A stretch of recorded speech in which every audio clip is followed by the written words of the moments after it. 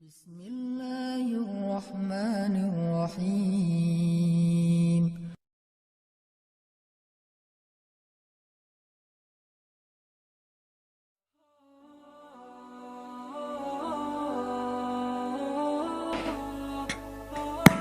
Teman-teman yang dirahmati Allah Subhanahu wa taala, kita mungkin pernah dengar cerita suatu hari Nabi lagi boncengan sama seorang anak kecil. Lagi naik motor, merek motornya tuh kuda. Jadi lagi naik motor berdua sama seorang anak kecil. Kalau nggak salah anak kecil itu masih SD lah usianya. Nabi jalan berdua, terus Nabi bilang kepada anak kecil ini, "Ya gulam, wahai anak atau wahai anakku. Ya gulam, ihfazillah yahfazka. Wahai anakku, jagalah Allah, Allah akan jaga kamu. Ihfazillah tajidhu tujahak. Jagalah Allah, maka Allah akan menyertaimu. Wa'lam annan nas law ijtama'u ala ayyadurruk la yadurruka illa bima kataballahu alaik." Ketahuilah, manusia itu kalau berkumpul pengen nyusahin kamu, mereka nggak bisa nyusahin kamu kecuali dengan seizin Allah atas kamu. Dan kalau semua manusia berkumpul pengen menolong kamu, mereka nggak akan bisa nolongin kamu kecuali dengan seizin Allah bagimu. Rufi'atil aqlam wa juffatis suhuf. Pena telah diangkat dan kertas telah mengering. Ini adalah nasihat obrolan yang disampaikan Nabi ketika lagi boncengan sama seorang anak kecil. Yang kelak, anak kecil itu akan jadi salah satu di antara ulama paling fenomenal dalam sejarah Islam. Siapa nama anak kecil ini? Ibnu Abbas. Nama anak kecil ini Abdullah bin Abbas, yang digelar dengan nama, jadi nama kerennya tuh Ibnu Abbas aka Hibrul Ummah. Jadi kalau nyari akun sosmednya bukan Ibnu Abbas, akun sosmednya itu Hibrul Ummah, @Hibrul Ummah. Followersnya udah banyak tuh. Coba cari, googling atau YouTube, cari Abdullah Ibnu Abbas. Nabi ketika lagi boncengan sama Abdullah Ibnu Abbas, Nabi ngasih nasihat bukan, "Nak, banyak baca buku ya," bukan. "Nak, misalnya jangan sakitin orang tua ya," bukan. "Nak, rajin kerja ya biar kamu sukses," bukan. "Nak, ini dan seterusnya," enggak. Nasihatnya cuma satu hal, jaga Allah, Allah akan jaga kamu. Jadi bisa dibilang Nabi itu nggak ngasih nasihat panjang, nasihatnya itu sedikit, pendek tuh, singkat. Tapi nasihat yang singkat ini kalau kita mau menjabarkan bisa berjilid-jilid buku. Nasihat yang merangkum semua kebaikan. Kita pengen apa aja, ini intinya nih. Pengen sekolahnya berprestasi, ini intinya. Pengen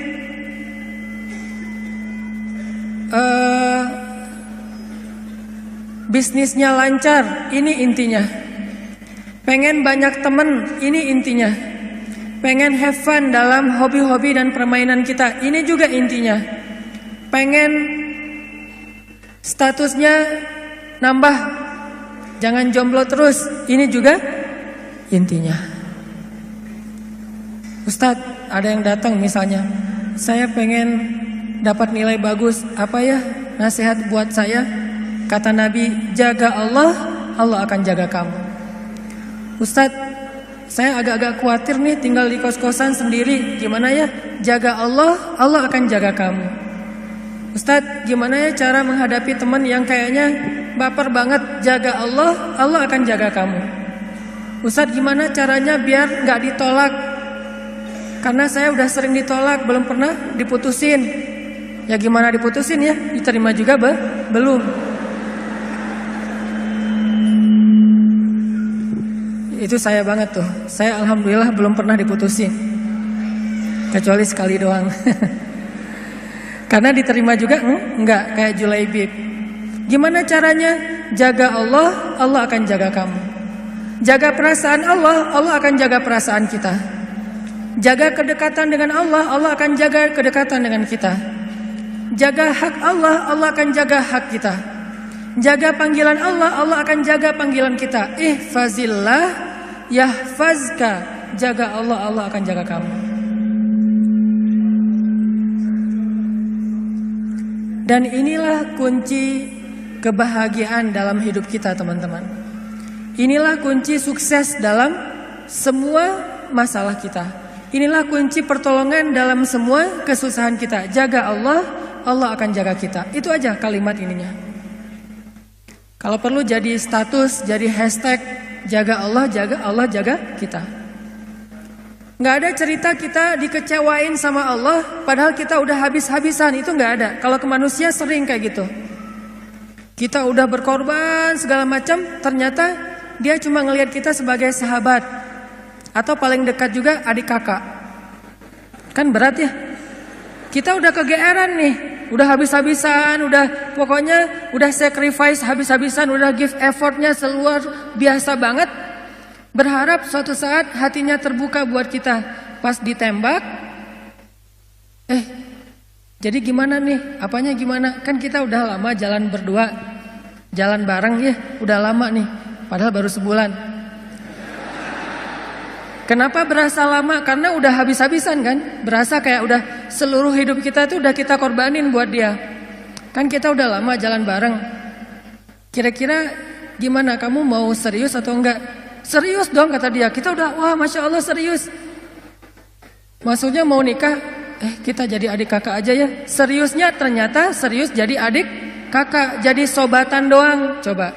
Kecewa gak sih sama orang kayak gitu? Langsung unfollow, langsung di-block ya. Langsung left group kalau dalam satu grup. Itu ke manusia bisa banget tuh kayak gitu. Kita udah bantu dia, kita udah nolongin dia, kita udah temenin dia. Ujung-ujungnya pas pulang misalnya nih, kita temenin dia jalan, kita temenin dia belanja. Ujung-ujungnya pas makan bayar sendiri, pulang bayar angkot bayar sendiri kan ya. Itulah manusia. Tapi kalau ke Allah tuh gak kayak gitu. Ihfazillah yahfazka, itu janji Allah. Maksudnya kamu kalau baik-baikan sama Allah, sama aku nih kata Allah, aku pasti lebih baik lagi sama kamu. Gak mungkin sebaliknya. Gak ada cerita Allah ngecewain hambanya tuh gak ada. Rugi saya udah sholat, ternyata hasilnya gini doang. Rugi saya udah jujur, ternyata gini doang. Rugi saya udah jadi berusaha dekat sama Allah, berdoa sama Allah, dan seterusnya. Rugi udah tahajud, gak ada. Satu-satunya berbuat baik yang gak mungkin dibalas dengan keburukan, cuman berbuat baik dalam hal mendekat kepada Allah Subhanahu wa ta'ala. Kalau berbuat baik kepada manusia dibalas yang buruk, itu mungkin banget. Bukan karena dia jahat, tapi karena dia manusia. Dia punya banyak kekurangan dan keterbatasan. Sedangkan ke Allah gak bakalan. Yang ada, kita berbuat baik kepada Allah sekali, Allah berbuat baik kepada kita 10 kali. Itu paling minimal, gak pernah kurang dari 10 kali. Kita jalan mendekat ke Allah, misalnya sejengkal, Allah mendekat kepada kita berapa? Sehasta. Kita mendekat kepada Allah sehasta, Allah mendekat kepada kita sedepa. Kita jalan kepada Allah dengan cara mendekat ke Allah dengan cara berjalan, Allah mendekat kepada kita dalam keadaan berlari. Itu yang terjadi. Ibaratnya kita telepon Allah sekali, Allah telepon kita 10 kali.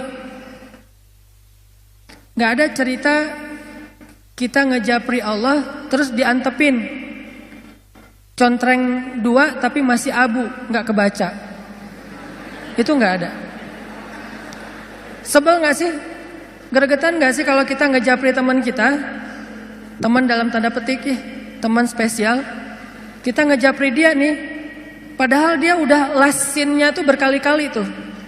Bahkan bukan cuma lasin, dia lagi online, kita pantengin gitu. Wah, lagi online, mudah-mudahan kebaca nih WA saya. Online-nya lama, berarti dia lagi chat sama yang lain. Pas udah online lama, tiba-tiba lasin, berarti dia udah offline lagi, tapi WA kita belum kebaca. Itu biasa banget tuh ke orang kayak gitu. Kita posting sesuatu, terus kita tag ke dia, kita mention ke dia, kita periksa likersnya satu-satu ya, karena likersnya nggak banyak sih. Kita periksa nih, oh ada 10 like, ternyata dia nggak ada di situ. Berat banget kan? Begitu dia posting, kita jadi first liker.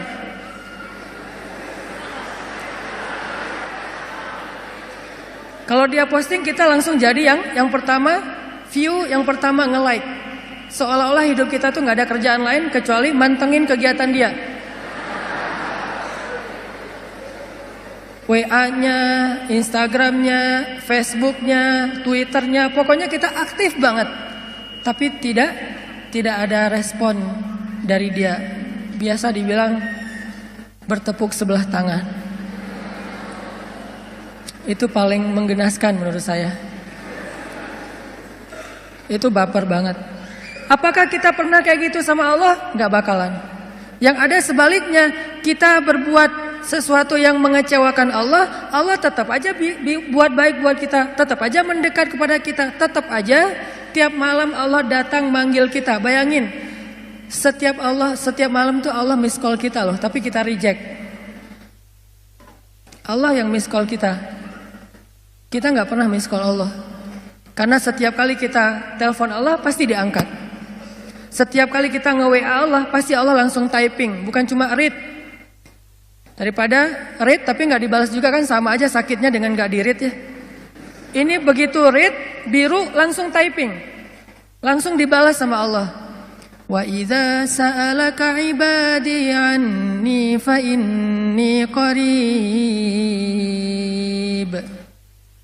Kalau hambaku bertanya kepadamu tentang aku, maka katakanlah sesungguhnya aku sangat dekat. Arti sangat dekat, nggak ada cerita sinyalnya lost sinyal, nggak ada cerita lagi offline, jadi cuma centrang 1, nggak ada cerita lagi sibuk sehingga pas kita telepon dialihkan ke voice call misalnya, atau voice message. Ketika kita hubungi Allah, Allah nge-reject, itu nggak ada. Inni qarib, ditambah lagi ujibu da'watad da'i idza da'an. Aku pasti akan menjawab japri-japrian dari hambaku kalau mereka menjapri aku. Aku juga bakalan angkat telepon dari hambaku kalau mereka telepon aku. Nggak ada cerita aku akan mereject, nggak ada. Ujibu dalam bahasa sosial media, Allah pasti akan membalas japrian kita. Ujibu dalam bahasa telepon, Allah pasti akan angkat telepon kita. Mustahil Allah nggak ngangkat telepon kita. Kenapa ya telepon saya ditolak aja sama Allah? Kayaknya Allah lagi sibuk sama hambanya yang lain. Memang Allah sibuk, tapi Allah tidak pernah kewalahan. Kulla yaumin huwa fi sya'n. Setiap hari Allah sibuk, tetapi Allah tidak pernah kewalahan. La ta'khudhuhu sinatun wala naum. Allah tidak pernah lelah, tidak pernah mengantuk, tidak pernah tidur. Walaupun kulla yaumin huwa fi sya'n. Setiap hari Allah sibuk. Yang terjadi justru teman-teman, Allah nelpon kita, Allah manggil kita, Allah nge-miss call kita, tapi kita yang mereject. Dan hebatnya Allah gak pernah pundung loh. Direject lagi, Allah gak pernah, udah males juga nelpon dia, direject terus, gak pernah kayak gitu. Sehari Allah nelpon kita 5 kali, dan sehari 5 kali kita nge-reject panggilan Allah. Apakah Allah pundung? Besok dipanggil lagi, lusa dipanggil lagi. Dan bukan cuma di-reject, kita nge-reject panggilan Allah kadang-kadang sambil ngegerutu gitu. Duh, azan lagi, Kalau bahasa telepon, kok nelpon terus sih, udah di-reject masih nelpon aja. Masih mending nge-rejectnya pakai message gitu. Nge-reject misalnya lagi nyetir, lagi meeting gitu ya. Ini nge-reject tanpa alasan, reject aja pokoknya. Apakah Allah kemudian berputus asa? Enggak cukup 5 kali Allah nelpon kita, malamnya Allah ngejapri kita. Sepertiga malam Allah selalu turun ke langit dunia. Kemudian Allah bertanya kepada hamba-hambanya, hal min taib, adakah di antara hambaku yang mau bertaubat sehingga aku terima taubatnya? Hal min mustaghfir, adakah di antara hambaku yang mau meminta ampun sehingga aku ampuni dosa-dosanya? Hal min dhi hajah, adakah di antara hamba-hambaku yang punya masalah sehingga aku tolong dari masalahnya? Allah japri kita setiap malam, teman-teman. Setiap malam. Apakah kita mengangkat atau membuka japrian Allah? Enggak, kita tidur. Allah japri, kita tidur. Pas kita bangun, Allah telepon, kita reject. Dan itu terjadi bukan sekali 2 kali, sehari 2 hari, teman-teman. Bertahun-tahun kayak gitu. Dari sejak umur kita 12 tahun sampai umur kita sekian belas atau lebih 20 tahun, ternyata kita terus nge-reject dan tidak menghiraukan panggilan Allah Subhanahu wa taala. Tapi Allah masih manggil kita, ya ibadi, wahai hambaku, ditelepon lagi, nggak pernah berhenti. Sampai akhirnya setelah belasan tahun, puluhan tahun kita nge-reject panggilan Allah, sekali-kalinya kita angkat, Allah senang banget coba. Begitu kita angkat panggilan Allah, hayya 'alas shalah,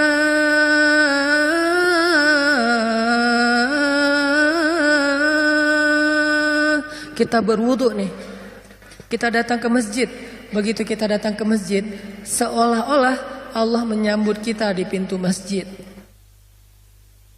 Saking sayangnya Allah kepada kedatangan kita, saking senangnya Allah kita angkat teleponnya, sampai Allah cerita-cerita kepada yang lain. Kalau bahasa kita, telepon gua diangkat loh, gitu coba. Padahal kan Allah gak butuh kita kan ya. Kalau kita butuh kepada seseorang terus kita kayak gitu, wajar. Telepon gua diangkat loh sama dia. WA gua dibaca loh. Dia lagi typing loh. Dia lagi ngebales. Kenapa kita cerita ke teman kita? Karena kita merasa butuh kepada orang itu keren, orang itu luar biasa, dan kita merasa bangga kalau dibalas japriannya oleh orang tersebut. Tapi Allah gak butuh kita, teman-teman. Sama sekali gak butuh.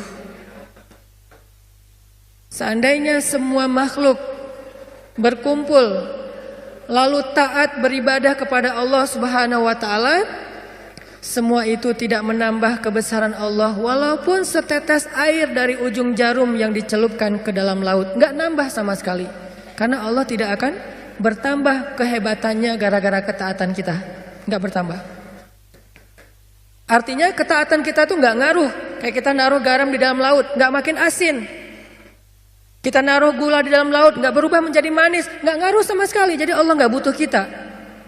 Atau sebaliknya, semua manusia dan jin berkumpul terus serentak bikin dosa di hadapan Allah, itu juga tidak akan mengurangi kebesaran Allah walaupun sebesar setetes air dari ujung jarum yang dicelupkan ke dalam laut. Enggak ngurangin sama sekali.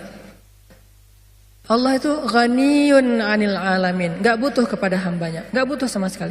Tapi kenapa ekspresi Allah itu kayak orang butuh banget? Disitulah rahmatnya Allah Subhanahu wa taala. Saking Allah penyayang sama kita, ekspresi Allah seolah-olah kayak orang butuh, coba. Saking sayangnya. Mana ekspresi Allah? Tuh hadis-hadis tentang gimana Allah rindu kepada orang yang bertaubat, Allah cinta kepada orang yang minta ampun, Allah menyambut kedatangan orang yang kembali seperti keluarga yang menyambut keluarganya yang datang dari perjalanan yang sangat jauh. Sampai Nabi menggambarkan gembira atau ekspresi Allah itu excited banget kalau hambanya bertaubat. Nabi menganalogikan gimana teman-teman? Kayak seorang laki-laki yang lagi musafir nih. Dia naik onta di tengah padang pasir. Di ontanya itu dia taruh bekal, ada makanan, ada air, ada segala macam, ada baju hangat. Naik onta nih, jalan ke tengah padang pasir. Di tengah padang pasir lagi istirahat, gak sengaja ketiduran, ontanya hilang. Pergi aja tuh onta. Begitu dia sadar, dia udah gak memiliki kendaraan lagi. Ontanya udah pergi, terus bekal-bekalnya dibawa sama onta. Tinggallah dia sebatang kara di tengah padang pasir, gak tahu harus kemana. Dia lari-lari kayak Siti Hajar, mondar-mandir nyari, ontanya gak nemu. Sampai akhirnya dia kelelahan. Ketika dia udah kelelahan, seharian mengejar-ngejar onta dan udah dehidrasi, kehabisan cairan, akhirnya dia pun tertidur. Tertidur antara tidur atau pingsan gitu karena saking lelahnya dan dehidrasi.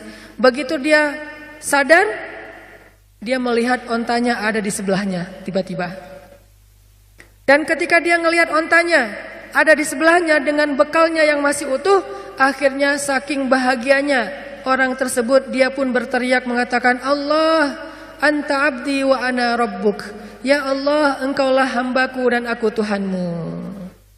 Saking senangnya orang ini sampai dia ngomongnya kebalik. Ya Allah, engkaulah hambaku dan akulah Tuhanmu. Pengennya ya Allah, engkaulah Tuhanku, akulah hambamu. Tapi jadi kebalik. Saking senangnya, kata Nabi, sesungguhnya Allah lebih senang lagi daripada orang itu terhadap hamba-hambanya yang datang kembali kepada Allah Subhanahu wa ta'ala setelah sekian lama pergi menjauh dari Allah. Kenapa ekspresi Allah gitu-gitu banget coba? Karena Allah sayang sama kita. Saya menerjemahkannya dengan ekspresi. Memangnya Allah punya ekspresi? Itu hadisnya banyak. Allah tersenyum dengan istighfar hambanya. Memangnya Allah tersenyum? Ya, cuman laisa kamitslihi syai'. Jangan membayangkan senyumnya Allah itu kayak kita, tapi Allah tersenyum. Jelas hadisnya. Hadis bab apa? Bab dalam doa safar. Makanya kalau kita baca hadis itu jangan cuma satu angle, lihat angle-angle yang lain. Banyak banget hadis. Yang dihafal Imam Bukhari aja ada 300.000 hadis. Dan yang kita baca dari dulu hadisnya innamal a'malu binniyat. Padahal jumlah hadis itu yang dihafal Imam Bukhari aja ada 300.000 hadis. Yang dihafal oleh Imam Ahmad 1.000.000 hadis. Ahmad bin Hambal menghafal 1.000.000 hadis. Beda-beda tipis lah sama kita ya. Kita hafalnya 1 hadis. Imam Ahmad 1.000.000. Beda 0 doang. Ternyata ada juga hadis tentang Allah tersenyum. Cuman babnya di dalam kitab hadis itu bab doa dalam perjalanan. Tapi redaksinya Allah tersenyum. Gimana ceritanya? Ali itu pernah lagi naik mobil. Mereknya Onta. Ali naik mobil nih. Ketika dia naik ke atas mobil, dia baca bismillah. Ketika sudah duduk dengan nyaman, udah pakai sabuk pengaman. Kalau bahasa hadisnya istawa, sudah nyaman berarti udah mantap nih, udah pakai sabuk pengaman, baca doa safar.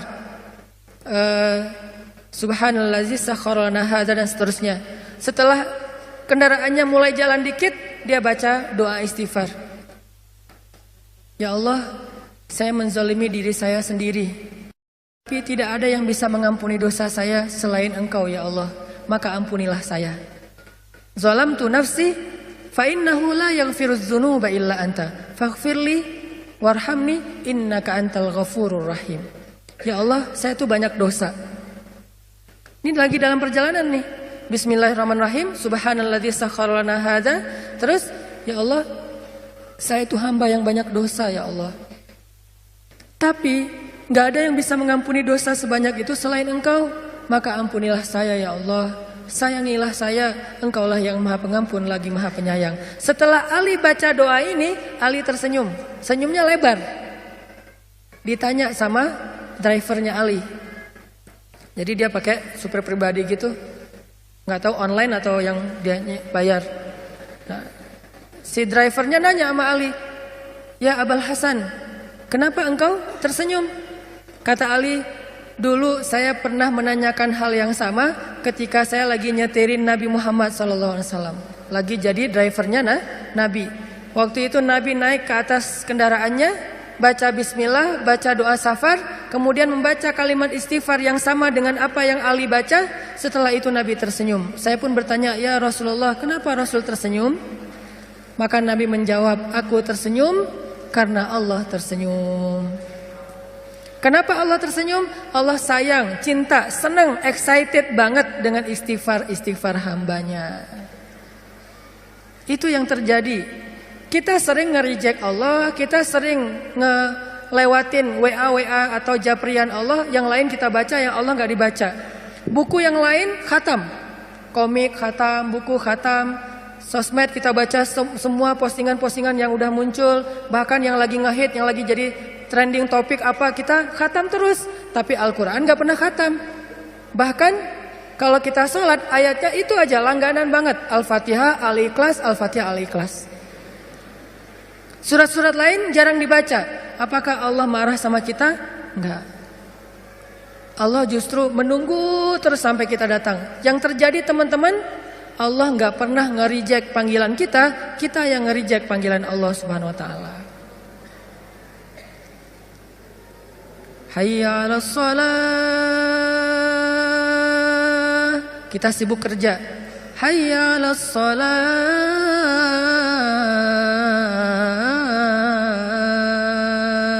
Kita sibuk main. As-salatu khairum minan naum.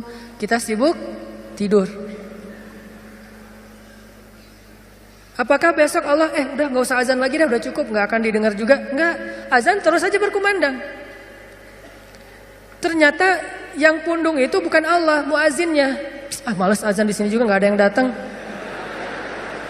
Akhirnya kenapa itu nggak ada azan? Allah pundung ya? Bukan, muazinnya yang pundung. Dia qomat doang. Dia yang qomat, dia yang imam, dia makmum. Terutama waktu zuhur dan subuh. Ini yang paling sepi nih, zuhur sama subuh. Zuhur alasannya sibuk kerja, subuh sibuk istirahat. Kalau waktu yang paling favorit itu maghrib lah ya. Masih lumayan kalau maghrib. Apalagi anak-anak kecil dari datang ke surau, ke musola. Kalau isya alasannya jalan, hangout.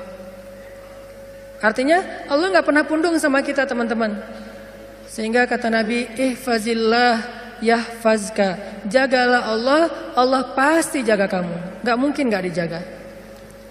Pertanyaannya adalah, gimana cara kita menjaga Allah?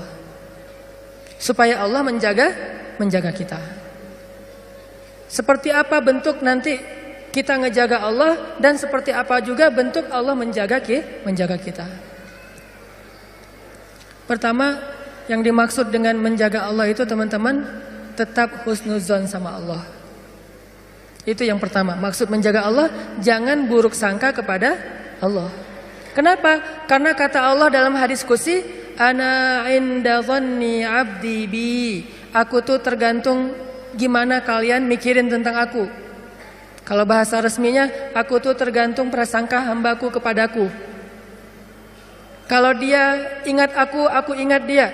Kalau dia nyebut nama aku, nge-mention aku mention dia lebih banyak lagi.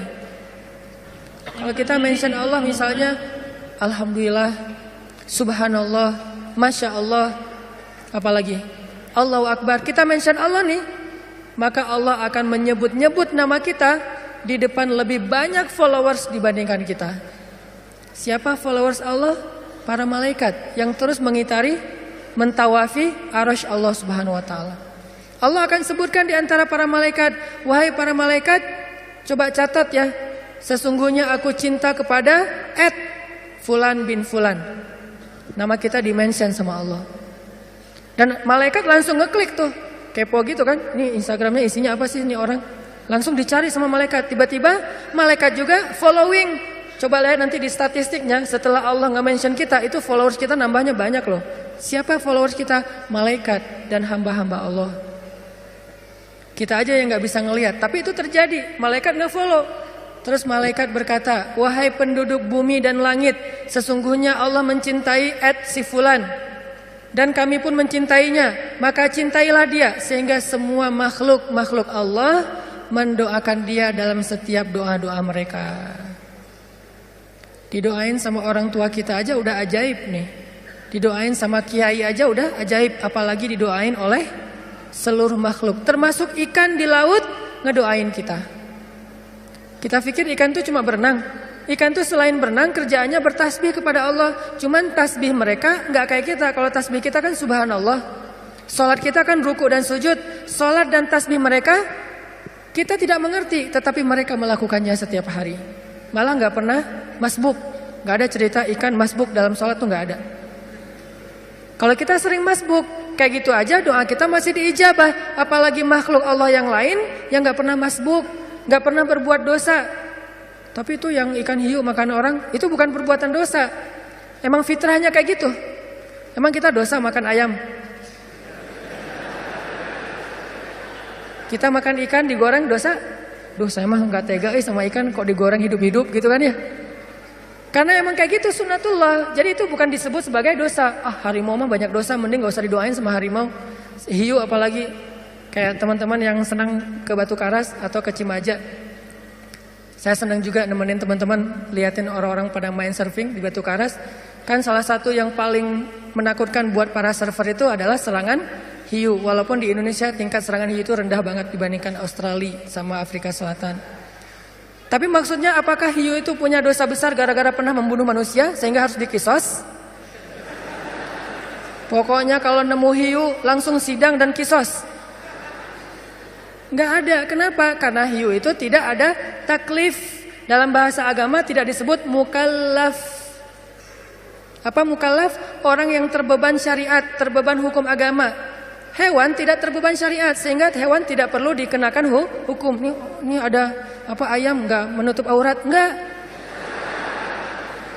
Mana ada cerita hewan menutup aurat? Kenapa? Karena mereka tidak ghairu mukallaf, tidak dikenakan beban syariat.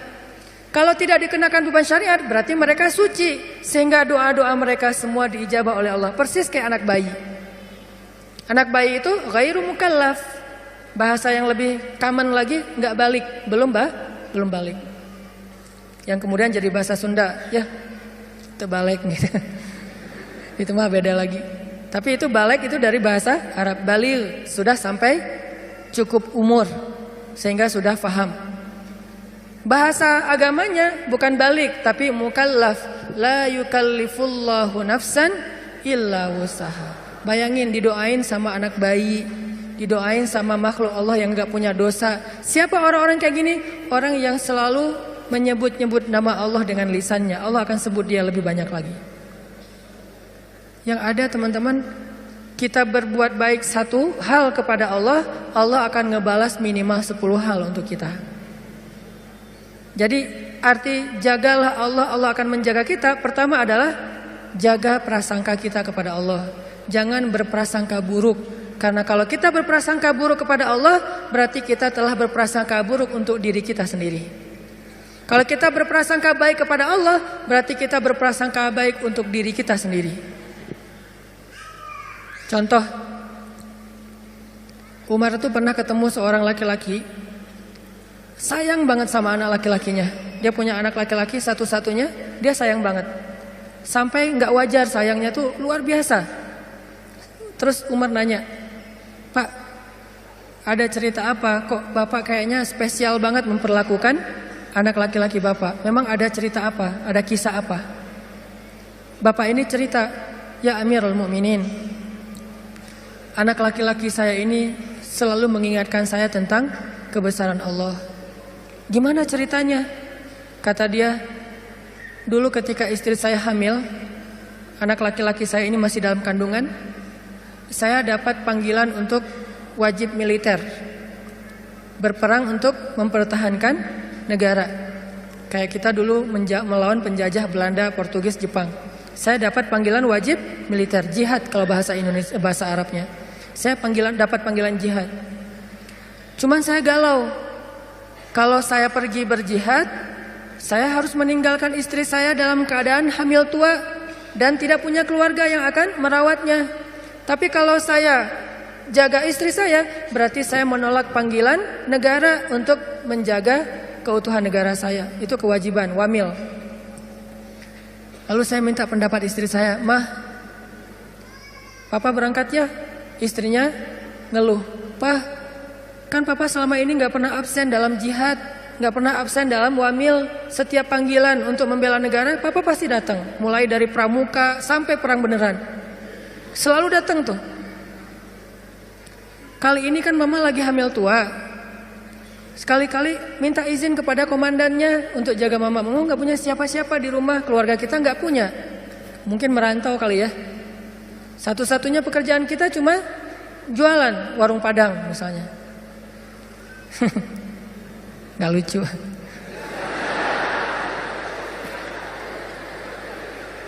Akhirnya suaminya istikharah. Ternyata istikharah itu gak bisa sekali teman-teman. Kalau pengen muncul sebuah kemantapan hati, istikharah itu harus berkali-kali. Istikharah pertama belum jelas. Duh, galau mau milih yang mana di antara dua calon. Istikharah pertama masih kabur nih, dua-duanya gak ada mantap di hati. Istikharah kedua, ketiga terus aja gak mantap. Kenapa ya? Oh ternyata dua-duanya udah nikah, jadi emang gak mantap. Salah istikharahnya nih. Istikharah. Setelah istikharah sekian lama, akhirnya mantap. Dia harus berangkat meninggalkan istrinya. Dia bilang ke istrinya, "Mah, sepertinya papa harus berangkat." Istrinya nangis-nangis. Sebelum berangkat dia pegang perut istrinya. Dia berdoa, "Ya Allah, saya titipkan bayi saya di dalam kandungan istri saya ini kepada Engkau. Engkau sebaik-baik penjaga." Dengan mantap dia, di hatinya tuh yakin banget, "Ya Allah, saya titipkan bayi saya ini kepadamu, Engkau sebaik-baik penjaga." Mantap di hatinya, berangkat. Gak lama setelah dia berangkat, dia dengar kabar istrinya meninggal dunia. Sebelum sempat melahirkan, meninggal dunia. Dikuburkan, dia pun pulang, minta izin dari komandannya pulang dan mencari kuburan istrinya. Ketika dia datang ke kuburan istrinya, dia ngelihat kuburan istrinya itu ngeluarin asap. Ini cerita dalam kisah-kisah tentang Umar bin Khattab. Banyak banget cerita tentang Umar. Kuburan istrinya itu ngeluarin asap, kayak orang lagi di azab kubur gitu. Akhirnya dia nanya kepada tetangga, "Apakah istri saya berzina ketika saya tinggalkan?"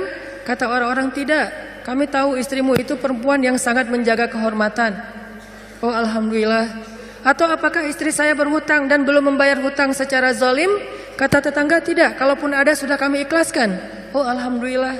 "Apakah istri saya pernah syirik ketika saya tinggalkan?" Kata tetangga, "Tidak, dia perempuan yang sangat solehah, perempuan yang sangat menjaga hubungannya dengan Allah. Enggak mungkin dia melakukan kemusyrikan."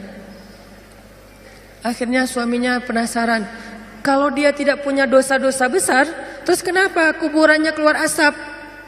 Seolah-olah dia lagi disiksa di dalam kubur. Karena penasaran, kepo, akhirnya kuburnya di stalking. Digali maksudnya.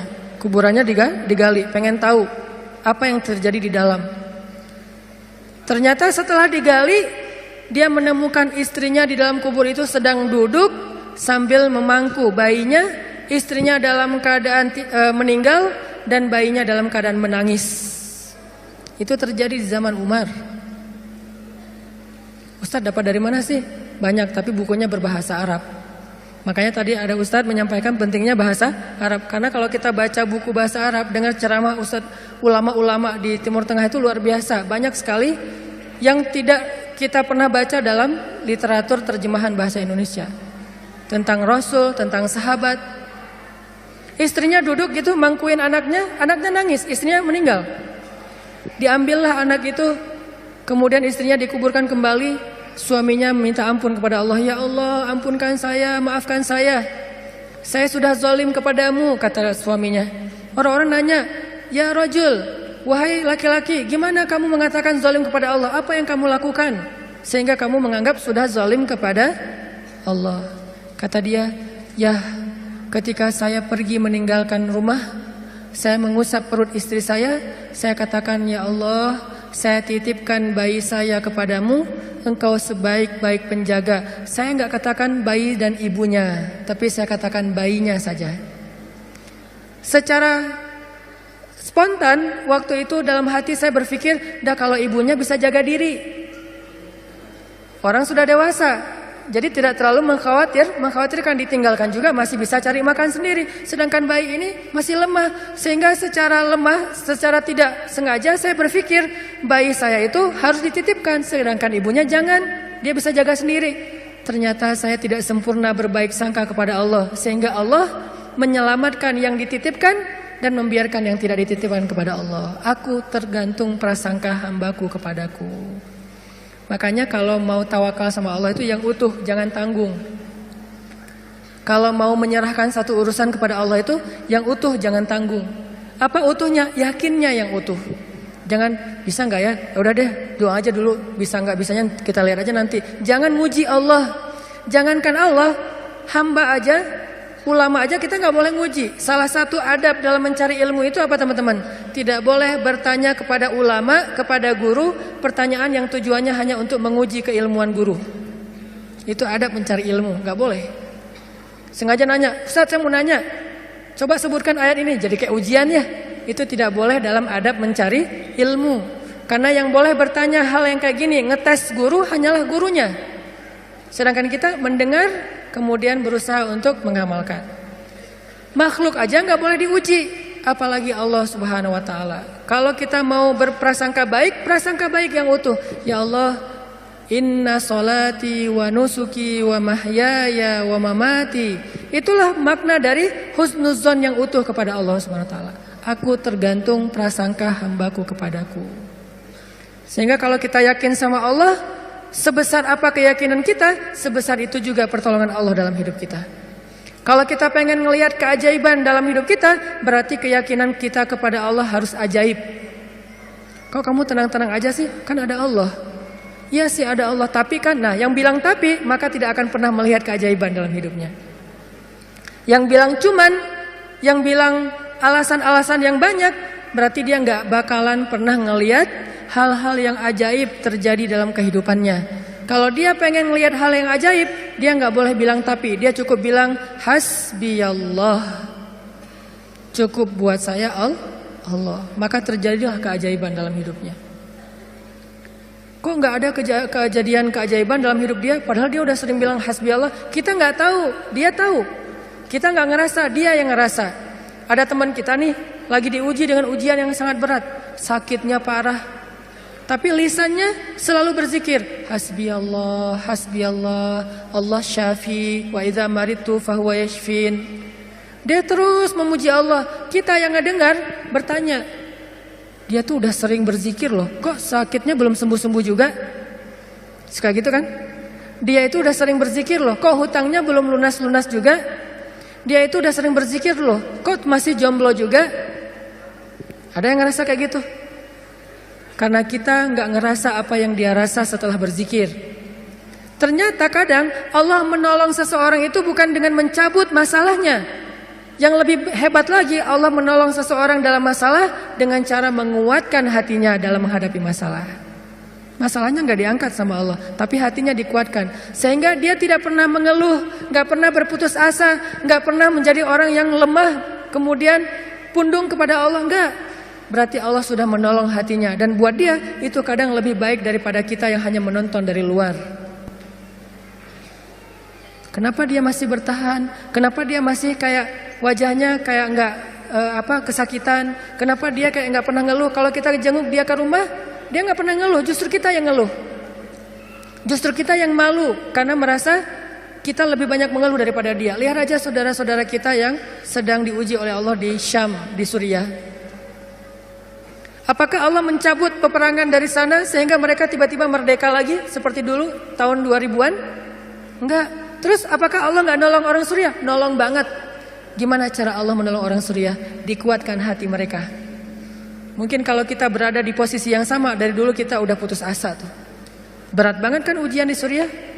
Anak kecil yang harus jadi ayah dan ibu buat adiknya yang masih kecil. Padahal dia juga masih SD, tapi udah jadi orang tua buat adiknya. Anak kecil yang tangan dan kakinya putus karena tertimbun dengan reruntuhan bangunan, lalu harus diamputasi, harus dijahit lukanya tanpa ada obat bius. Apa yang dia baca dan menahan rasa sakit? Dia baca Al-Quran. Lagi dijahit nih, lukanya yang menganga, dijahit, nggak pakai obat bius. Biusnya apa? Membaca Al-Quran.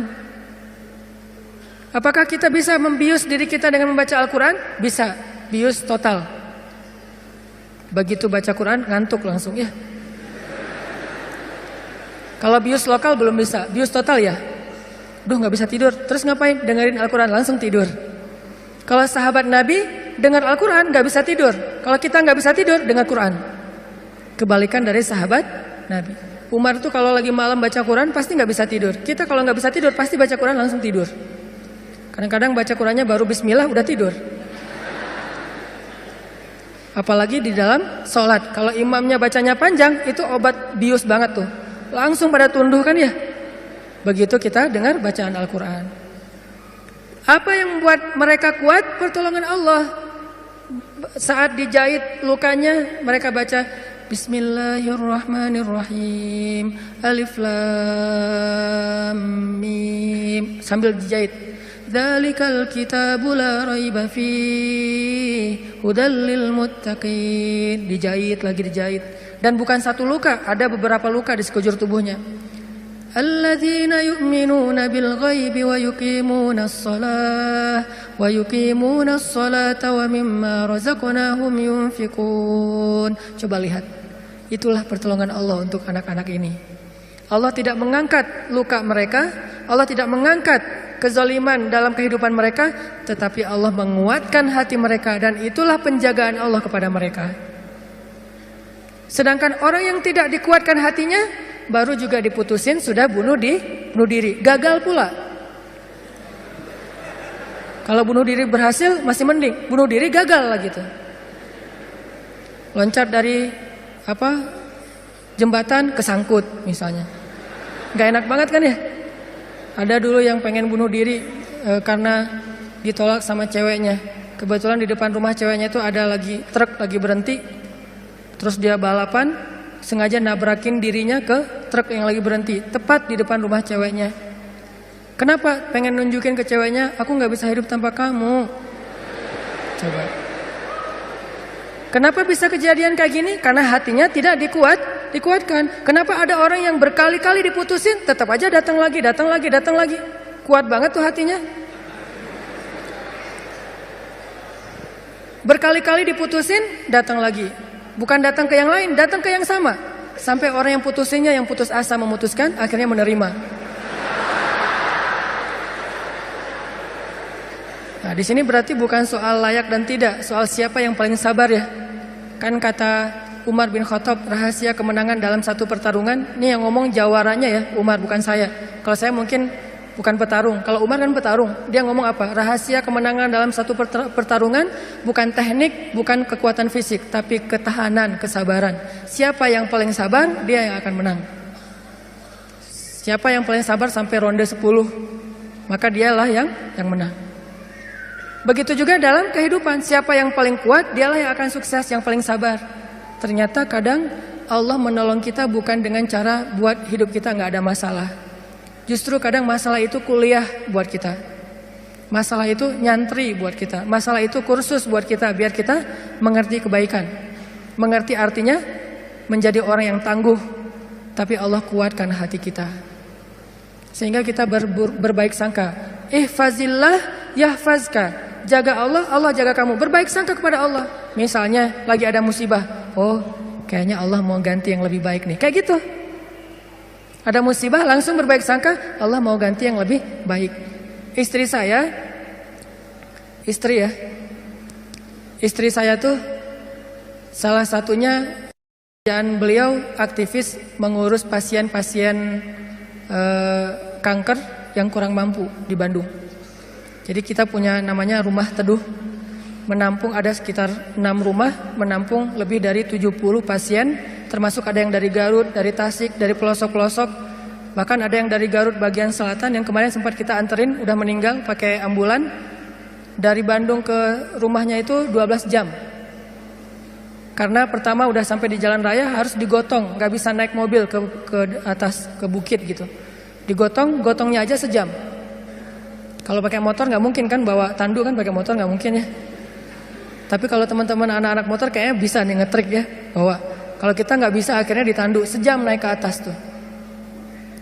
Nah, Kemarin ada kejadian di salah satu rumah teduh untuk nampung pasien-pasien yang kurang mampu bersama keluarga mereka. Ada satu pasien nyamar. Dia pura-pura sakit, terus tinggal di situ sehari. Tiba-tiba malam hari dia hilang. Semua HP keluarga pasien diambil, dibawa lari. Mencuri HP pasien kanker kurang mampu. Coba kurang apa dosanya tuh? Mencuri HP, nyopet HP orang di mall masih mending, dosa lah. Tapi nggak dosa segede itu ya, nggak berlipat-lipat. Ini dosanya apa? Mencopet, mengambil HP pasien, keluarga pasien kanker kurang mampu. Yang di HP itu satu-satunya alat untuk komunikasi, ngurus pengobatannya. Kita nelpon mereka juga di situ, nelpon dokter lewat HP itu, diambil sama dia. Hilang sekitar 5 HP, 5 pasien. Langsung kita coba snapgram di sosial media. Dalam hitungan jam Allah ganti HP yang lebih bagus, jumlahnya 2 kali lipat. Itu juga kita stop. Kalau enggak mungkin 10 kali lipat jumlahnya. Bisa jualan HP itu. Kita taruh Instastory, kita butuh HP nih. Ada 5 pasien kita yang kehilangan HP dalam satu musibah. Mudah-mudahan Allah ganti yang lebih baik. Ternyata langsung pada ngejapri, saya ganti. Bukan HP bekas, HP baru yang harganya mungkin lebih mahal berkali-kali lipat dari yang hilang. Dan jumlahnya berkali lipat dari yang hilang. Hilang 5, yang udah terkumpul dalam hitungan 1 jam 10. Itu langsung kita stop. Kalau enggak bisa 100 tuh. Lumayan kan, bisa buka lapak lagi tuh. Nah ternyata benar kalau kita berprasangka baik ke Allah. Akhirnya mereka pas dikasih HP yang baru bingung. Pak nih gimana cara memakainya nih. Karena HP yang mereka selama ini kan yang HP hitam putih yang agak gede yang bisa ngelemparin maling ya. Sekarang HP-nya slim, warna, bisa selfie. Mudah-mudahan sih nggak sibuk selfie ya. Nah alhamdulillah dikasih yang lebih baik. Coba berprasangka aja sama Allah. Dan itu mudah banget bagi Allah. Saya juga pernah hilang HP. Malam-malam mau ada acara tahajud bareng. Bangun tidur karena udah telat bangunnya. Acara tahajud jam 2, saya bangun di rumah jam 2. Kan telat banget tuh, berangkat ke tempat masjidnya setengah jam paling cepat. Akhirnya karena panik, saya ambil HP, jatuh. Pas jatuhnya itu bagian layarnya langsung pecah, gak bisa lagi dipakai digit. Wah HP saya hilang, langsung doa, Allahumma ajurni fi musibati wa akhluf li khairam minha. Ya Allah, beri saya pahala dalam musibah saya, beri saya ganti yang lebih baik darinya. Waktu itu HP saya HP harga 2 juta. Paginya jam 10 pagi Allah ganti dengan Samsung Note 5 yang waktu itu harganya masih 10 juta. Coba langsung cash langsung dikasih sama Allah. Gimana caranya? Allah yang punya cara. Dan kita nggak harus tahu caranya karena ayatnya juga wa yarzuqhu min haitsu la yahtasib. Dari jalan yang Allah yang kalian tuh nggak pernah duga. Prasangka baik sama Allah. Ditolak, oh berarti akan diberikan yang lebih baik dari ini. Ditolak lagi, oh berarti lebih baik lagi. Cari lagi yang lebih baik, ditolak lagi. Makanya nyarinya yang terbaik. Begitu ditolak, Allah berarti akan menggantikan yang lebih baik dari dia. Itu ada cewek, Masya Allah, berhijab, hafal Al-Quran, juz 30. Lancar. Ini kayaknya tipe saya banget nih. Jadi saya gak perlu repot-repot ngajarin Al-Quran ke anak saya. Udah ada mamanya. Ini kayaknya cewek yang setia, keibuan. Kayaknya dia gak senang keluar, lebih senang di rumah. Pas banget dengan tipe kita misalnya. Ternyata pas datang ditolak, maaf saya udah tunangan. Lagi-lagi kayak gitu ya, gak survei dulu sih, langsung datang aja. Karena gak ada surveinya, datang ditolak. Oh mudah-mudahan dikasih yang tadi juz 30. Karena gara ditolak dikasih yang 30 juz. Tapi sekarang masih juz 30 juga bertahap. Pas sudah nikah nanti dia hafal Quran jadi 30 juz. Bisa kayak gitu, bisa banget. Kerjaan, ada satu kerjaan yang kita gak berhasil, satu usaha nih. Lagi mulai usaha kecil, modal 1 juta usaha. Ternyata ada yang gak jujur, kita ketipu, gagal. Jangan langsung berburuk sangka ke Allah. Apa maunya lagi Allah nih? Saya kan melakukan usaha ini gara-gara saya meninggalkan riba. Masa saya meninggalkan riba tapi malah makin sulit? Kayaknya Allah gak rela ya, saya mau hijrah. Ya udah deh saya balik lagi, malas saya juga sama Allah. Kayak gitu kan? Berarti kita sudah berburuk sangka kepada diri kita sendiri. Harusnya, oh Allah nggak mau ngasih saya rezeki yang receh kayak gini nih, makanya dibikin ini ada masalah dikit, dikasih rezeki yang lebih besar. Usaha lagi. Dari mana? Kan udah habis modalnya. Bukankah Allah Maha Kaya? Bukankah Allah alam yajidka yatiman fa'awa wa wajadaka dhallan fahada wa wajadaka ailan fa'aghna? Tinggal kita yakin aja dan berbaik sangka kepada Allah. Makin yakin dan makin berbaik sangka, makin Allah nunjukin hal-hal yang ajaib dalam hidup kita. Saya sering cerita, pasti teman-teman mungkin sebagian pernah dengar di YouTube. Gimana saya ngebuktiin kebesaran Allah dengan sedikit mengambil resiko gambling, yaitu berangkat ke luar negeri gak punya modal sama sekali, gak bawa duit 1 rupiah pun gak bawa, berangkat ke luar negeri. Terus apa keyakinan saya? Baik sangka kepada Allahnya. Saya cuma berbaik sangka waktu itu Allah di Indonesia sama Allah di Mesir itu sama. Beda nggak Allah di Indonesia dengan di Mesir? Sama kan ya? Terus yang ngasih makan kita di Indonesia Allah. Berarti yang ngasih makan kita di Mesir Allah juga. Ya udah, berarti nggak ada masalah. Orang yang ngasih makannya sama, kecuali yang ngasih makannya beda. Di Indonesia yang ngasih makan ayah, berarti di Mesir harus cari ayah mertua. Ayah bukan pemberi makan, tetapi ayah yang dengan lewat dialah Allah memberi kita makan. Tapi punya cara yang lain, Allah lah pemberi makan. Akhirnya saya berangkat. Allah di Indonesia dengan Allah di Mesir sama. Apakah Allah akan mengecewakan hambanya yang berbaik sangka? Enggak. Ternyata terbukti banget teman-teman. Saya malah merasa sangat diperlakukan dengan istimewa oleh Allah sepanjang perjalanan sampai pulang lagi ke Indonesia. Gak kelaparan sama sekali. Ikhtiar. Cuman kadang kita ikhtiar habis-habisan. Kalau Allah mengatakan tidak, ya tetap aja gak bisa. Ada juga orang yang ikhtiarnya biasa-biasa aja, Allah bilang ya, dapatnya lebih dari apa yang dia ikhtiarkan. Saya jual bakso, jual doang, yang masak teman, karena saya gak bisa masak. Saya bilang ke teman, lo masakin bakso, nanti biar gua yang jual. Nanti bagi 2, lo 30%, saya 70%. Oh ya boleh, dia masak, terus saya jualan bakso ke warga Indonesia yang ada di Mesir. Plus warga Malaysia, karena Malaysia lebih banyak daripada Indonesia. Indonesia sekitar 3.000, Indonesia sekitar 6.000, Malaysia sekitar 12.000. 2 kali lipat jumlah mahasiswa Malaysia. Jualan. Lagian kalau orang Malaysia mungkin karena nggak terbiasa makan bakso, nggak bisa ngebedain bakso enak dan nggak enak ya. Jadi lebih aman nih. Jangan jual bakso ke orang Bandung, ketahuan banget nggak enaknya. Karena orang Jawa Barat kan banyak jual bakso tuh. Oh ini nggak kayak bakso di tempat saya, jual bakso ke mereka. Dan saya ngasih jumlah pentol baksonya tergantung mood.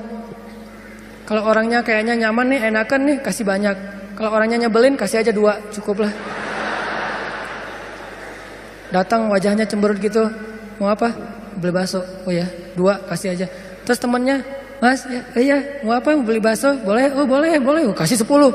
Akhirnya pas makan berdua, ngelihat sebelah, kok beda? Beda amalan.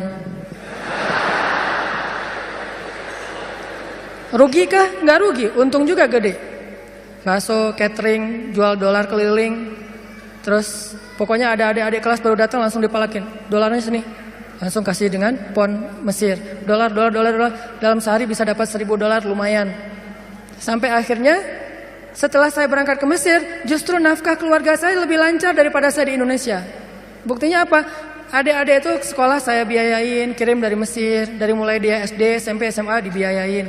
Terus ibu nanya, saya nanya ke ibu, Mak, kan di Aceh, Mak butuh apa di rumah? Kalau abang ada duit lebih, Mak pengen beli kulkas. Karena seumur-umur saya, kita belum pernah punya kulkas sendiri. Rumah juga ngontrak. Kalau Ramadan itu ngambil es dari rumah tetangga. Nah ini mau Ramadan nih, pengen punya kulkas sendiri. Oh boleh Mak, berapa aja lah. Yang 5 juta juga gak apa-apa kata Mak. Kemahalan. Akhirnya saya kirim 1,5 juta beli kulkas yang 1 pintu, yang kecil. Bahagia. Mak butuh apa lagi? Ya ini adik-adik baju lebaran belum dibeli, kirim baju lebaran. Mak butuh apa lagi? Ini uang kontrakan bulan ini belum bayar, kirim. Ternyata benar kalau kita berbaik sangka ke Allah sekali, Allah akan ngebalasnya minimal 10 kali. Sampai menikah di sana, punya anak di sana, pulang ke Indonesia. Saya sering gambling dengan cara berbaik sangka kepada Allah.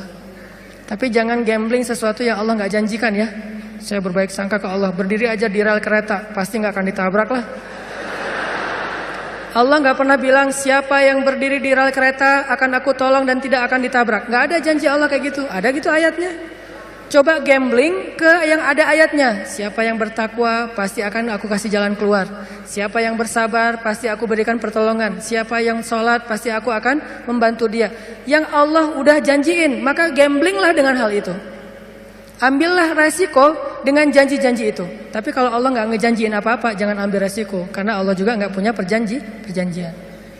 Siapa yang loncat dari tower pasti akan selamat. Nggak ada ayatnya, nggak ada hadisnya.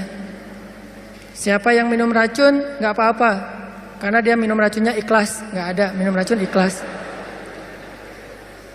Ini teman-teman, berbaik sangka kepada Allah, maka kita nggak bakalan kecewa. Ada masalah apa aja, balikin lagi ke Allah. Oh, ini kayaknya Allah pengen ngasih kebaikan. Yang baik-baik aja yang dipikirin tentang Allah.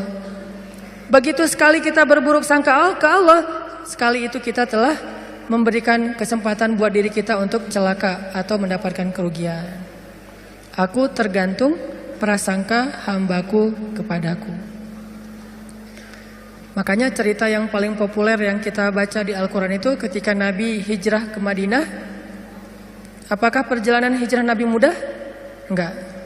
Jadi kalau kita ngerasa perjalanan hijrah kita itu enggak mudah, berarti kita juga ngerasain apa yang dirasakan Nabi Muhammad SAW. Bukan kita doang yang susah dalam hijrah, Nabi juga susah, padahal Nabi lebih dekat ke Allah daripada kita. Yang mudah itu siapa? Umar. Itu hijrah yang paling mudah. Sebelum hijrah, posting dulu. Besok mau hijrah, hari ini posting. Captionnya apa? Wahai orang-orang Quraisy, ketahuilah bahwa saya besok bakalan hijrah. Siapa yang pengen istrinya jadi janda, anaknya jadi yatim, tunggu saya di balik bukit itu. Langsung share location, bukit yang mana. Umar tuh yang posting dulu. Gak ada yang berani nge-like coba. Sepi aja tuh postingan Umar yang paling sepi itu. Gak ada yang berani nge-like, gak ada yang berani komen. Diem aja, anteng. Besoknya Umar hijrah. Ada gak yang berani nungguin Umar di luar kota? Gak ada. Yang berani mencegat Umar? Gak ada. Karena mencegat Umar sama aja dengan bunuh diri. Ada dua orang yang gak berani dicegat di Quraisy tuh, Umar sama Hamzah. Sedangkan Rasul dan Abu Bakar orang yang dianggap lemah. Walaupun sebetulnya Nabi kuat, cuman gak pernah bertarung, gak pernah mukul orang sehingga gak ditakuti. Kalau adu kekuatan pasti Nabi itu paling kuat, cuma kan gak pernah mukulin orang, sehingga dianggap ini mah orang gak menakutkan. Kalau Umar kan sering mukul orang.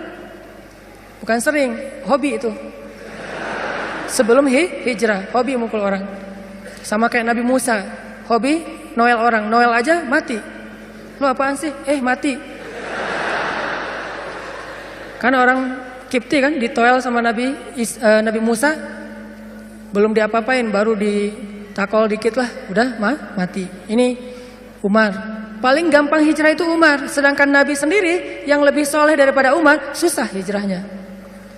Harus sembunyi-sembunyi, harus diam-diam, harus ngambil arah yang berlawanan dari kota Madinah. Kota Madinah ke sebelah sini, Nabi malah perginya ke sebelah sini. Bukan mendekat, malah menjauh dari Madinah. Terus masuk ke dalam sebuah lubang, bukan goa, lubang. Lubang kecil namanya di atas Jabal Sur, sehingga disebut dengan Gua Sur. Sembunyi berdua sama Abu Bakar di situ nyumput. Ketahuan juga tuh takdir Allah. Kenapa Allah nggak buat orang-orang menjauh biar Abu Bakar dengan Rasulullah itu enak di dalam tempat itu, nggak ada yang ganggu. Sengaja Allah bikin skenarionya kayak gitu. Untuk apa? Untuk tunjukkan bahwa Allah Maha Kuasa. Buat orang yang beriman itu nggak ngaruh. Mau kayak gimana juga sulitnya nggak ngaruh. Yang penting Allah ridho. Itu aja yang penting. Yang penting Allah bersama kita. Cuma itu yang penting. Sehingga akhirnya ketika orang-orang berada tepat di mulut gua, itu jarak Nabi sama musuhnya itu cuma hitungan jengkal loh. Setengah lutut mereka, setengah kaki mereka itu udah kelihatan sama Nabi kayak gini nih. Tepat di depan Nabi. Sampai Abu Bakar berbisik ke Rasulullah, "Ya Rasulullah, kalau mereka ngelihat ke bawah, pasti mereka akan menemukan kita. Gimana nih? Gimana nih?" Abu Bakar yang khawatir. Abu Bakar yang takut, bukan takut dan khawatir terhadap keselamatan dirinya, tapi khawatir terhadap keselamatan kekasihnya Rasulullah SAW. Saking sayangnya Abu Bakar kepada Rasul. Ya Rasulullah gimana nih? Apa kata Rasulullah? Ya Abu Bakar. Lembut Nabi ngomongnya. Ya Abu Bakar, ma dhannuka bisnain? Allahu salisuhuma. Ya Abu Bakar, kenapa kamu mikir kita berdua doang? Bukankah Allah yang ketiga? Jadi kalau kita merasa sendiri, kenapa kita berpikir kita sendiri? Bukankah Allah yang kedua? Kalau kita merasa sedikit, kenapa kita berpikir sedikit? Bukankah Allah itu punya banyak pasukan yang diturunkan dalam perang Badar, perang Ahzab dan yang lainnya? Ma dhannuka bisnain? Allahu salisuhuma. Kenapa kamu mikir cuma berdua padahal Allah yang ketiga? La tahzan, innallaha ma'ana. Jangan khawatir ya Abu Bakar, Allah bersama kita. Setelah Rasulullah ngomong kayak gitu, apa yang terjadi? Apakah musuh kemudian menemukan mereka? Tidak. Gimana cara Allah memalingkan mereka? Allah palingkan hati dan pikiran musuh. Gak kepikiran ngelihat ke bawah, gak pengen juga ngelihat ke bawah. Ini cara Allah nih. Kalau ada berita bahwa di situ ada laba-laba, ada merpati bikin sarang, itu masih kontroversi di antara ulama. Ada ulama mengatakan itu benar, ada ulama mengatakan itu dhaif. Allahu alam. Tapi yang pasti Allah memalingkan mata, pikiran dan hati musuh dari melihat ke arah Rasul dan Abu Bakar. Itulah pertolongan Allah. Bukan ketemu terus tarung, musuh kalah. Gak usah serepot itu. Allah gak mau juga ngerepotin hambanya. Allah cuma pengen nunjukin kebesarannya aja. Dibuat musuh datang sampai sedekat mungkin, ukurannya cuma beberapa sentimeter, tapi dalam kedekatan yang luar biasa itu Allah tunjukin mereka tidak bisa ngapa-ngapain. Dipalingkan aja wajahnya. Ngelihat ke semua sisi dilihat, tapi ke bawah enggak. Kan gak masuk akal kan? Kenapa bisa kayak gitu? Inilah kebesaran Allah. Padahal harusnya ngelihat ke semua sisi, termasuk lihat ke bawah, ada orang nggak di dalam lubang-lubang itu? Nggak kepikiran sama sekali.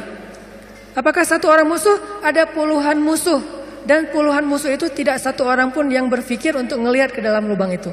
Satu orang pun nggak berpikir. Begitulah cara Allah menolong kita. Allah bisa buat semua hati sayang kepada kita, sehingga Allah angkat derajat kita. Allah mengangkat derajat seseorang, merendahkan yang lain. Tiba-tiba semuanya jadi simpatik sama kita, respect sama kita. Mudah banget buat Allah. Dan kita melihat itu dalam banyak kejadian dalam kehidupan kita. Ada orang yang tiba-tiba muncul, ada orang yang tiba-tiba tenggelam, dan itu cara Allah. Ada yang orang tiba-tiba Allah buat dia terkenal, tiba-tiba orang dihindarkan dari semua orang, tinggal sendiri. Itu sangat mudah buat Allah. Makanya berbaik sangkalah kepada Allah dalam semua urusan. Sehingga ketika kita berbaik sangka kepada Allah, Allah akan memperlakukan kita seperti apa yang kita persangkakan. Jaga Allah, Allah jaga kita. Itu satu. Hari ini dua aja nih. Gimana maksud jaga Allah sehingga Allah jaga kita? Satu, berbaik sangka. Kedua, arti jaga Allah, Allah jaga kita ada di Al-Baqarah. Fadhkuruni azkurukum. Ingatlah Allah ketika kita senang, nanti Allah ingat kita ketika kita susah. Itu ayatnya. Walaupun terjemahannya nggak sejelas itu. Terjemahannya ingat aku ingat kamu. Tapi tafsirnya maksudnya ingat aku ketika kamu lagi senang, ketika kamu lagi lapang, ketika kamu merasa nggak butuh, nanti aku akan ingat kamu ketika kamu lagi susah, lagi sempit, lagi butuh. Fadhkuruni adzkurkum. Jangan cuma ingat Allah pas kita butuh, sehingga nanti Allah baru akan ingat kita di kebutuhan berikutnya. Karena Allah membalas perbuatan kita, bukan langsung waktu itu. Jadi kalau kita mau ditolong ketika susah, jadilah orang yang selalu mengingat Allah ketika kita senang. Lagi gak ada masalah nih, tetap ingat Allah. Gimana ingat Allah ketika kita lagi senang? Bersyukur. Ketika dapat nikmat, alhamdulillah ini nikmat dari Allah. Diingat, Allahnya tuh dimention terus, di tag terus. Sehingga ketika nanti kita kekurangan, Allah akan bilang, itu hambaku lagi kekurangan, aku bantu deh. Karena ketika aku kasih dia nikmat, dia ingat aku. Begitu dia punya masalah, aku akan ingat dia. Apa contohnya? Contohnya, ada seorang laki-laki, ini cerita Nabi nih, hadis, tapi hadisnya dalam bentuk cerita. Ada seorang laki-laki lagi musafir di zaman sebelum zaman Nabi, mungkin di zaman Nabi Isa atau zaman Nabi sebelumnya, tidak disebutkan. Yang jelas umat terdahulu, Bani Israel. Ada seorang laki-laki lagi jalan Di tengah jalan dia ngelihat ada segumpal awan yang bentuknya aneh. Awan ini awan yang sangat gelap, warnanya abu pekat, benar-benar mau hujan deras. Tapi ukurannya nggak besar, ukurannya seukuran satu petak sawah doang gitu. Dia perhatiin, nih awan kok aneh, yang lain cerah, tiba-tiba ada satu awan kayak gitu. Gak lama dia memperhatikan, terdengar suara dari langit berbicara kepada awan, dan dia dengar suara itu. Apa kata-kata dari langit? Ya ghamam, iski mazra'ata fulan bin fulan. Wahai awan, turunkanlah hujanmu ke sawah fulan bin fulan. Fulan bin fulan ini disebutkan namanya. Wahai awan, turunkanlah airmu ke sawahnya fulan bin fulan. Setelah suara ini berbunyi, awan itu pun berarak, dibawa oleh angin. Berarak, laki-laki ini memperhatikan dan ngikutin. Kan tadi dia penasaran kan, dia kepoin mau kemana nih awan, ikutin tuh awan. Terus setelah sekian lama dia ikutin, awan itu pun berhenti di atas sebuah petak sawah, di antara banyak petak sawah. Jadi ada persawahan, awan itu berhenti di salah satu petak sawah. Tiba-tiba turun hujan lokal. Cuman di petak sawah itu aja, yang lain tetap kering, yang itu basah. Ini di tengah musim kemarau, ada awan yang turun hujannya cuma di satu petak sawah. Diperhatiin, aneh juga nih hujan lokalnya. Sampai akhirnya awannya hilang, hujannya reda. Setelah itu muncul seorang laki-laki dari petani yang datang ke sawah itu berteriak, Allahu Akbar, Allahu Akbar, Alhamdulillah, Alhamdulillah. Kemudian laki-laki musafir ini pun mendekat. Dia tanya, Pak, ini sawah punya siapa? Kata laki-laki itu, punya saya, Alhamdulillah Allah kasih air. Terus laki-laki ini bertanya, Bapak namanya siapa? Dia sebutkan namanya seperti nama yang didengar tadi di langit. Berilah air ke dalam sawah fulan bin fulan. Nama saya fulan bin fulan. Masya Allah, ternyata orang inilah yang dimention dari langit tadi itu kepada awan. Terus musafir ini bertanya, Pak, dia cerita kejadiannya. Tadi saya ngelihat awan, mendengar suara dari langit, lalu awan itu menurunkan hujan hanya di petak sawah Bapak. Apa yang Bapak lakukan sehingga Allah mengistimewakan Bapak? Kenapa Allah memberikan air hanya ke sawah Bapak sementara yang lain tetap gersang? Apa yang Bapak lakukan? Kata laki-laki ini, kalau saya habis panen, dapat nikmat nih, panen raya. Kalau saya lagi panen, saya selalu membagi harta saya menjadi 3 bagian. 1 bagian saya berikan kepada fakir miskin sebagai bentuk syukur. Ingat Allah berarti. 1 bagian lagi saya berikan kepada keluarga saya sebagai kewajiban, nafkah.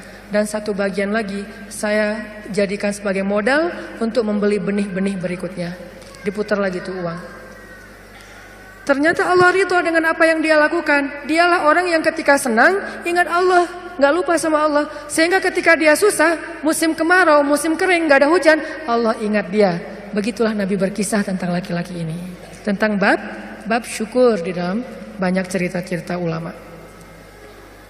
Berarti maksud dari menjaga Allah, Allah jaga kita adalah bersyukur kepada Allah. Ingat Allah ketika kita senang, ketika kita sehat. Nanti Allah juga akan ingat kita ketika kita susah, ketika kita sakit. Minimal ingatnya dalam bentuk Alhamdulillah, ini anugerah dari Allah. Alhamdulillah, ini karunia dari Allah. Jangan lupa. Sehingga kalau kita dapat nikmat, jangan bangga diri dulu, jangan besar kepala dulu, tapi mention Allah dulu. Alhamdulillah, ini nikmat dari Allah. Sehingga nanti kalau kita butuh Allah, Allah akan ingat kita.